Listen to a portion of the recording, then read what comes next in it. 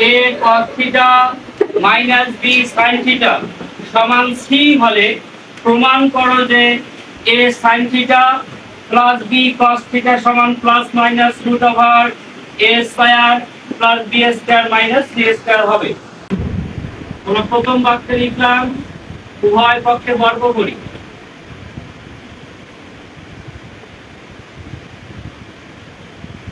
উভয় পক্ষে বর্গ করে নিলাম, সাইড লিখতে পারি বর্গ করে।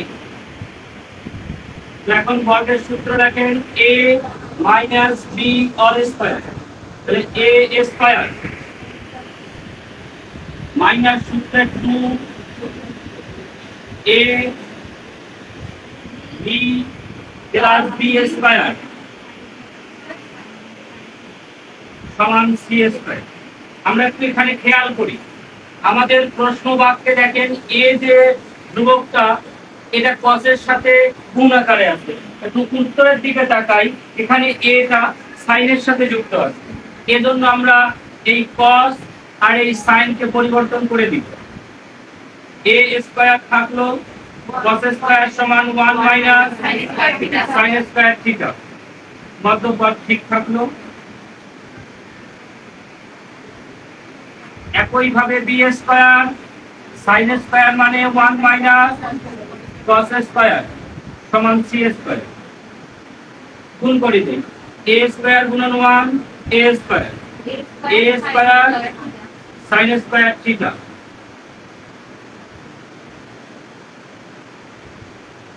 b স্কয়ার গুণন 1 b স্কয়ার গুণন cos square b square cos square.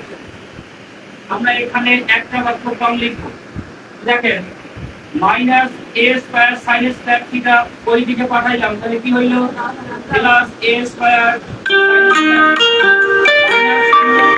a cos theta b sin theta ওই দিকে পাঠাইলাম plus a cos theta b sin theta minus b square cos square theta ওই দিকে গিয়ে plus b square cos square theta সমান আমাদের বাম পক্ষে a square থাকলো প্লাস b স্কয়ার থাকলো c স্কয়ার এই দিকে এসে হলো মাইনাস c স্কয়ার। এরপর আমরা পক্ষান্তর করে ডান দিকের থেকে বাম দিকে লিখলাম আর বাম দিকের থেকে ডান দিকে লিখলাম। এর কথা বোঝা গেছে? এখন আমরা এখানে খেয়াল করি, এখানে আমাদের বর্গের সূত্র হচ্ছে a স্কয়ার প্লাস সূত্রে 2ab প্লাস b স্কয়ার, তাহলে আমরা লিখতে পারি a sin theta plus b cos theta all square সমান a square plus b square minus c square.